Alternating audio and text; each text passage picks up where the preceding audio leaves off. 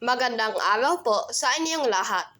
Ako po ay si Miguel A. Roldan at ito po ang aking performance task, My Travel Vlog.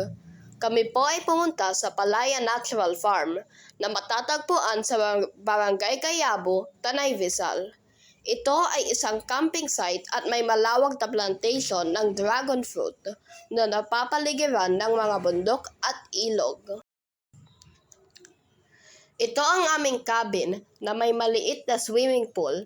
Sa harap ng aming cabin, makikita ang malawak na taniman ng dragon fruits. Napakasariwa ng hangin at nakakamangha ang tignan ng kapaligiran. Walang linya ng kuryente sa camping site.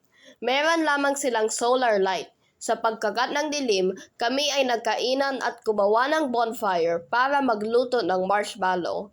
Napakasaya ng aming ginawa. Kahit walang gadgets o kuryente, kami ay nagbanding at nagkwentuhan. Kinabukasan, maaga kami nagising para umakyat ng bundok.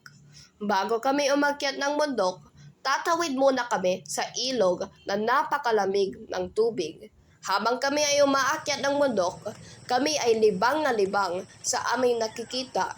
Tulad na lamang ng mga taniman ng dragon fruits, gulay, iba't ibang puno at halaman, at mga hayop tulad ng mga kalabaw, baka, manok, at bibe. Pagkababa namin ng bundok, lumusong naman kami sa ilog at naligo sa malinaw at malamig na tubig.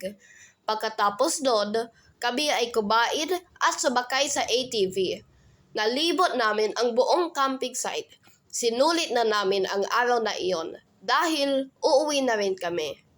Ngunit hindi ko makakalimutan ang araw na iyon dahil ngayon lang po namin naranasan ito kung saan naging malapit kami sa kalikasan at nagkaroon ng peace of mind. Malayo sa ingay ng syudad at gadgets. Sana na lang makabalik ulit kami dito.